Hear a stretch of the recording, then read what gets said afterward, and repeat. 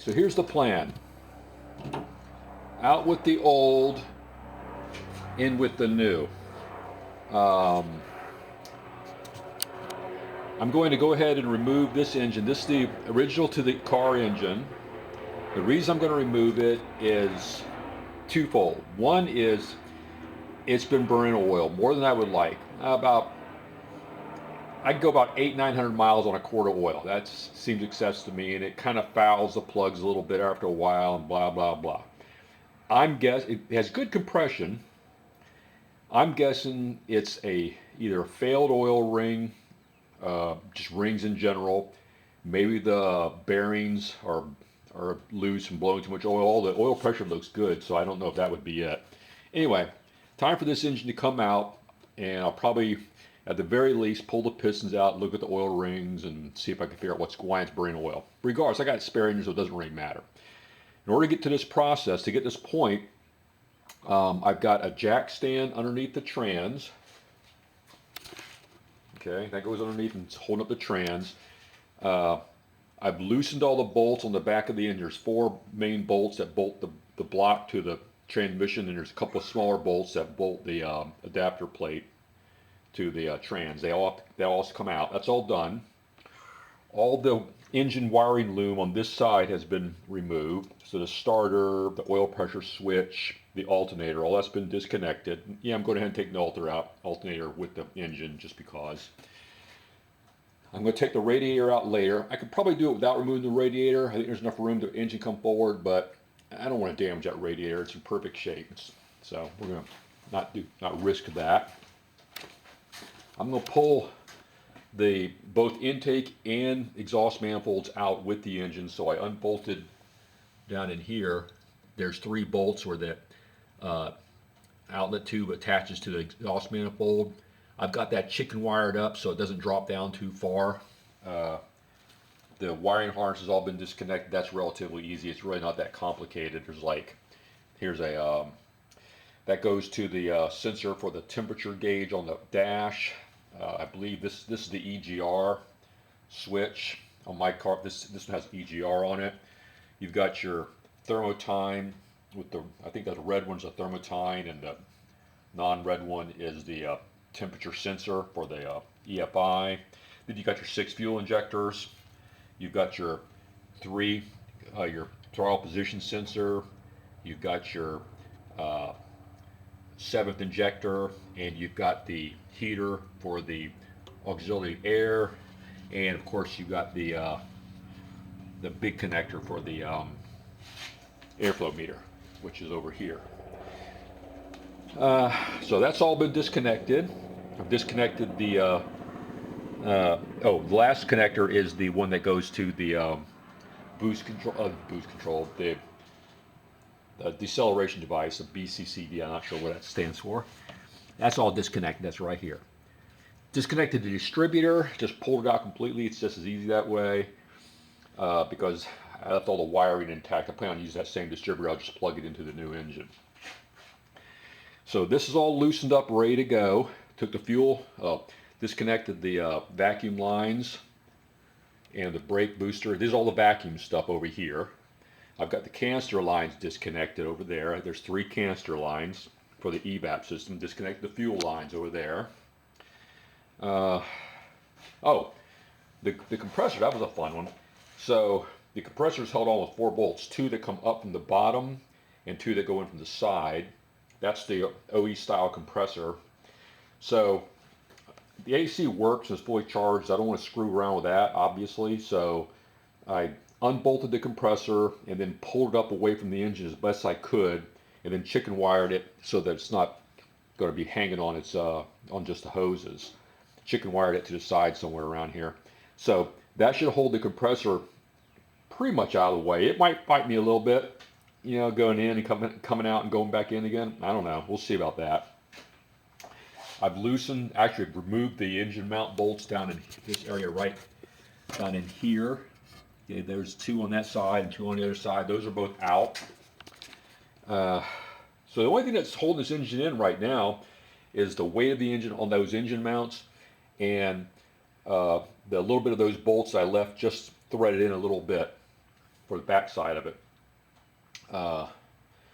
So hood's got to come off. I'll take that off later. Radiator's got to come out. Cherry picker comes in, hopefully pulls the engine forward an inch or so to disengage the input shaft from the transmission, and then up and out of here. Now, on the transmission, with those bolts out, there'll be nothing to hold in the front end of the transmission up except for the transmission, except for the jack I have right there.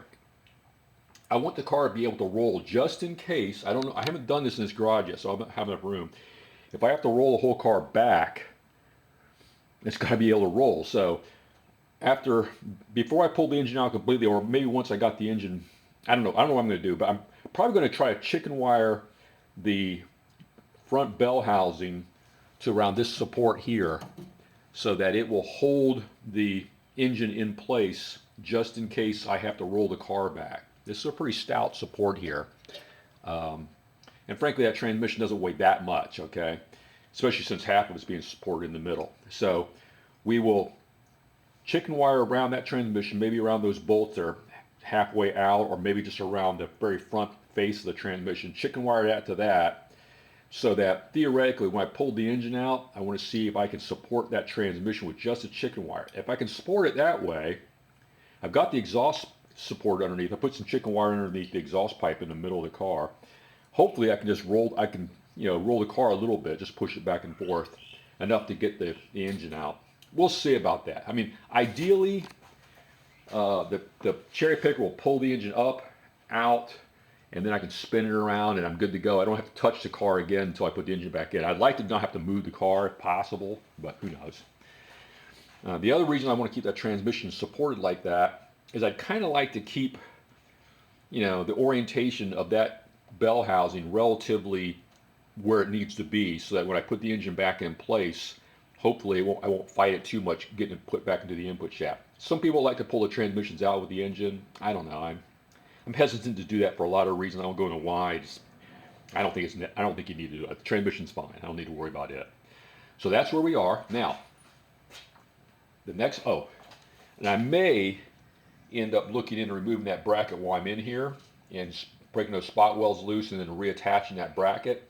The idea behind that is ultimately that bracket's got to be gone for me to put my turbo engine in. But I don't want the car is such a survivor and so original, I don't want to screw it up too much. So I really want to save that bracket.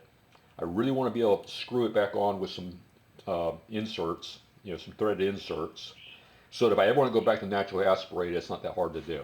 Now, let's talk about the engine choice. Naturally aspirated turbo. Well, I'm going to go with the naturally aspirated. Maybe wondering, well, Dave, you got a turbo. Why don't you just go ahead and do it? I mean, that's the whole point, right? Well, yeah, that is the point. But for right now, I like to do things in stages. And this engine has the Maxima N47. It's an N47 head, but it's actually one out of a Maxima, which is the last head they ever made. It's got different combustion chambers and all that kind of stuff. And from what I understand, it's supposed to be a really good head. I like fuel economy. Now that's for fun, right? That's for fighting. That's for fun. This is my. I'm not going to go down that old reference to an old movie. Anyway, this is for fighting. That's for fun. So anyway, let's get back to this. So this engine head combination should give me a performance boost because higher compression. I think that one was like about 180 psi per cylinder versus this one over here, which is about 150. I think the stock is like about 170. So it's a little bit of a boost. I don't know what it is compression ratio wise, but I think it's a little bit more. So we'll see. So I want to try that for just fuel efficiency and just general behavior driving. This isn't a hard thing to do these engine swaps, so I don't really care if I have to do it again. So I like to go in stages. So that engine is going to get all of its intake and exhaust manifolds stripped off. The distributor's got to come out. The thermostat's going to come out. The thermostat housing is going to come out. I don't know about this water outlet. Let's take a look. Yeah, I'll probably swap the water housing out. It's a little. No, actually, it's pretty close to match. I don't know. I might end up swapping that water housing out, so it looks like a little bit different. That one's got a got a T like right there. Let's take a look at this one. Yeah, this is a little bit different. So I might have a little bit of a Fitbit problem if I try to use this. I don't know. But again, that's easy to replace. So water housing out, thermostat housing out, swap those with the one that's on that engine once I get the engines out and they're easy to get at. Distributor comes out, and of course, like I said, the intake and exhaust manifold will come out. All that stuff's easy to do, no big deal. So I'll be working on that later today. I'll just push this engine out of the way for now. And once I got that completely stripped and ready to go, I'm waiting for my cherry picker. I got my cherry picker stored somewhere else. So when I get the cherry picker, I'll pick that off, put it on the engine stand, or maybe I'll just pick it right off this engine run stand directly into the engine. I don't know. We'll see about that. But that's where we are. I just wanted to give you a quick update. I don't think I'm missing anything what could be holding this back. I said my biggest hang-ups I think here are besides the normal nonsense of trying to get the input shaft through the transmission is working around that compressor, because that's a really tight fit. There's a little bit of interference around where the mounts are. I have a feeling that might bite me a little bit. Hopefully it doesn't. Oh, and the radiator. I want to take the radiator out because it's only 4 bolts and get it out of the way. Why risk that? I do have a air conditioning condenser right behind that radiator, which is another troublesome point. So what I'll probably do is see if I can't get some plywood or something and just face that compressor, that condenser. I can't take the condenser out because it's all tied in. So I'll just protect it with some heavy duty plywood so that there's no way that that water pump can sling in there and smash it. I'd hate for that to happen. But everything else is pretty much ready to go. Anyway, I'll bring you along for the ride and see how this goes. Anyway, thanks for watching. Just want a quick update. Talk to you later. Bye.